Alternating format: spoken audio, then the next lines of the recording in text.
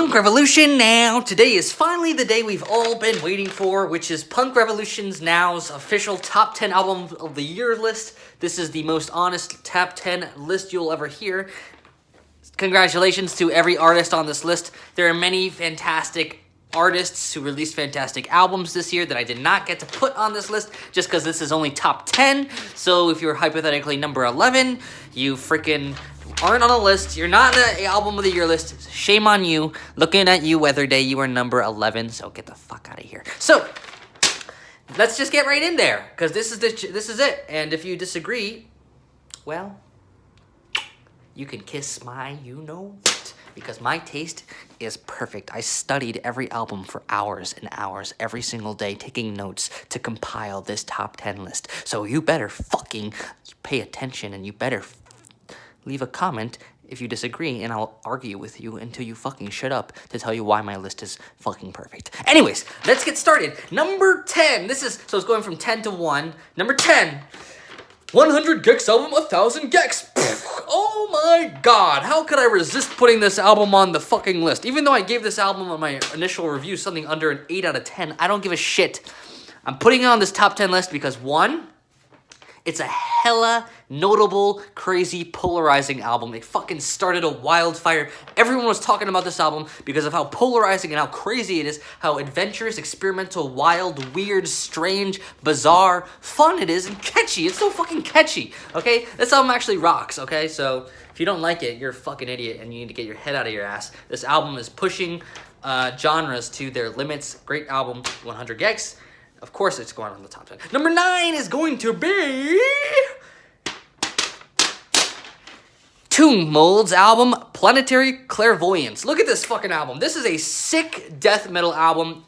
Just a very well-crafted, well-put-together death metal album with fantastic riffs, a lot of fantastic influences of like classic 90s death metal bands. I'm kind of feeling coming in this album, except with very modern, fresh, excellent production, very strong, awesome songwriting, just a really awesome, it's just a fucking great death metal album. It's a fucking fantastic death metal album. It's fucking number 9 on my 8 album of the year list. It's AOTY material right there. Number 9, okay, so good job, TROLLS. That was a great album, I really enjoyed it.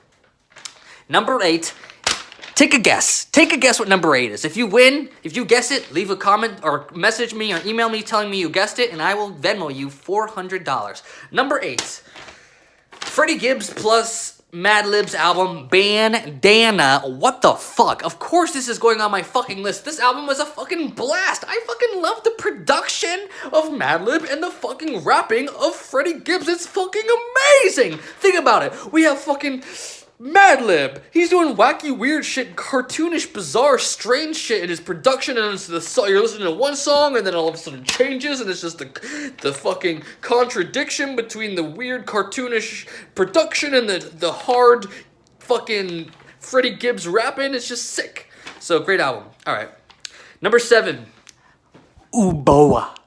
The Origin of My Depression. This is a fucking sick album. This album is so raw, emotionally heavy. It could be a little bit, maybe, like, it's just so powerful, the honesty that's coming through here of just like being in a state of extreme depression, how fucking miserable you are. It is a heavy album, both lyrically, vocally, emotionally, and musically too, incorporating harsh noise. Beautiful combination of harsh noise and harsh, heavy emotion. Very well executed album. Awesome album. I love it. Number 7, great. That was Uboa. Now we're going to number 6. Number 6, this one, so this is going to be Origami's album, Somewhere City. This is a fucking, this is just a very, very, very well put together pop punk album, emo pop album. The songwriting is stellar. The songs are extremely catchy, and the creative riffs that they utilize here is really pushing this genre into new territory. They incorporate blast beats here and there. They have kind of like a weird breakdown. They've also like a lot of really clever things in their songwriting that make this more than just like a fun pop album, even though it is that fundamentally. It's also a punk album that's pushing fucking genres to new territory. Fantastic songwriting, fantastic album. Good job, Origami Angel. You were number 6. Everybody shut the fuck up. Everyone shut the fuck up. We're now in the top 5. You better Fuck you! It's gonna be the number 5! We're in the top 5! We're the top 5 albums of 2019! This is it, folks! I mean, unless another album comes out later this December that's better, but I don't think that's gonna happen. I fucking know it's not, because I know the music industry. So, number 5. This album sucks. Just kidding, it's number 5. JPEGMAFIA's All My Heroes or Cornballs. I absolutely loved this album the first time I listened to it. I still love listening to it. I love it. I love it. First time I listened to it, though, it just kind of like blew my mind because it was so refreshing to hear hip-hop explored in the way that JPEGMAFIA does here in All My Heroes Are Cornballs. It's like, is this like a fucking IDM album? Is it hip-hop? You can kind of like lay back and listen to it like both. The glitchiness and the samples are so like fun and like creative. It's a very creative album, and it's unlike any other album I've ever heard. And I mean the lyrics, everything about this is just so fucking sick. Fantastic release, JPEGMAFIA. Awesome job. Number 5. Fuck you. All right. Number 4. Number 4 is one that I really fucking liked. I liked everything on this list, but number 4, you can assume I liked even more than number 5, and you can assume I liked number... No, let's not play that game. I liked all these albums equally. Just kidding. It's a list, so obviously there's some that are better than others objectively. But anyways, so number 4, Avey Tare's Cows on Hourglass Pond. This album blew me a fucking way because I am a huge Animal Collective fan. But I wasn't in love with Painting With or any of the most recent Animal Collective stuff. I enjoyed all of it, but I liked it. So I just went into this album expecting I'm going to like this album too, I'm sure. Maybe not love it, maybe not. But I actually loved this fucking album. It's so creative. The atmosphere that Avey Tare creates in these songs in this album is unlike anything I've fucking heard. It's so creative, so emotional. Combine that with catchy songwriting. It's just the catchiness is like subtle within the album, but it fucking creates a fire in you because it's so beautiful and passionate and amazing and fantastic. I like this album as much as like some of the best Animal Collective material. I loved this album. Blew me away. Great job, Avey Tare. We're in the top 3, folks. We're in the fucking top 3! Okay, so let's go in number 3. Number 3 is going to be Shin's split with For Your Health. This is going to be titled Death of Spring, and the reason I put it on this list was because first off, this is like some of the best Screamo I've ever heard. I fucking love this album. This split is wonderful.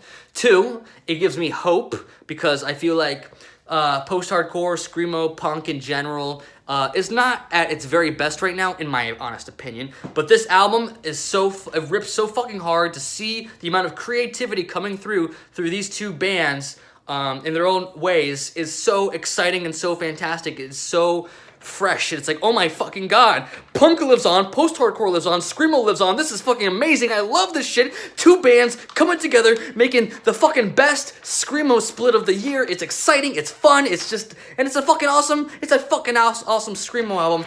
And also I want to give a shout out to Shin's album 2020, which also came out this year, which I also fucking loved. But fuck you. So great split, great job. Number 2. We're down to number 2. I don't need that fucking list anymore. I don't need the paper because I have the top 2 memorized. Number 2 is going to be Swans Leaving Meaning. Okay, folks, let's talk about this album. Swans kick ass. We know that they've released a million albums that are really fucking just brilliant, challenging, thoughtful, artsy-fartsy, wonderful, heavy albums. Here's Swans Leaving Meaning is a reminder as to why Swans is truly a fucking amazing band. Probably one of the best bands of all time. The way they take all the different variety of different elements from Swans' career and kind of combine it together in this album, Leaving Meaning, that is just probably Swans' most gorgeous, kind of like meditative work ever. I could fucking meditate this fucking album. It's so beautiful. The tones and textures and the compositions are fucking beautiful. This is a stellar album. This is the highest rated album I gave this album a 9.7, which is the highest rating I've ever given an album, and it fucking deserves it because this album is fucking sick.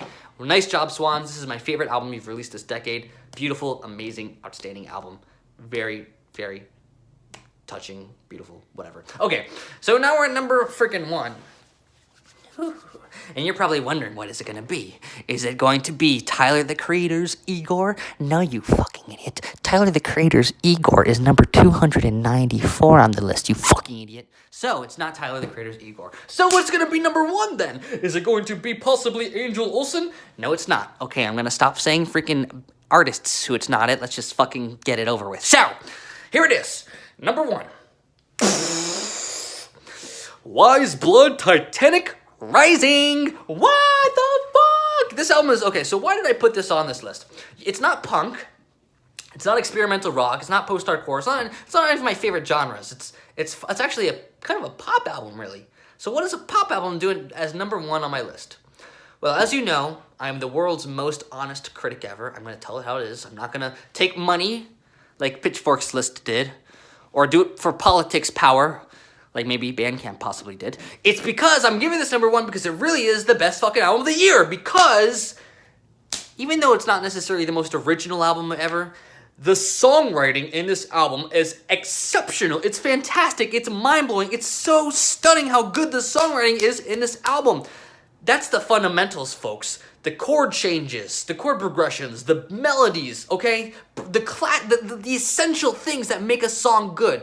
Weyes Blood excels way beyond anything I've heard this year. These songs here are instant fucking classics. They are so fucking good. They're catchy, they're emotional, they're well written, they're powerful, they're creative, beautiful atmosphere. It's just overall a fantastic fucking album that really deserves all the attention it got this year because it is stunning, it is beautiful, really well put together. No fucking gimmicks. No, we don't need any gimmicks. Let's just write some really fucking good songs. That is quite an achievement. Really difficult to do, okay? Really hard to make a good album with no fucking stupid gimmicks. This is beautiful. This is a beautiful album, okay? That's number 1. I'm not lying to you, right? So with that, we did it! We completed the 2019 Album of the Year list! So now we can go smoke! Yeah! We did it! Punk Revolution now. Thanks for watching. You know, this is my top 10 list. This is your top 10 list. If you disagree, shame on you. This is the actual top 10. Don't you fucking lie! Okay, so top 10 is done. Thanks for watching Punk Revolution now.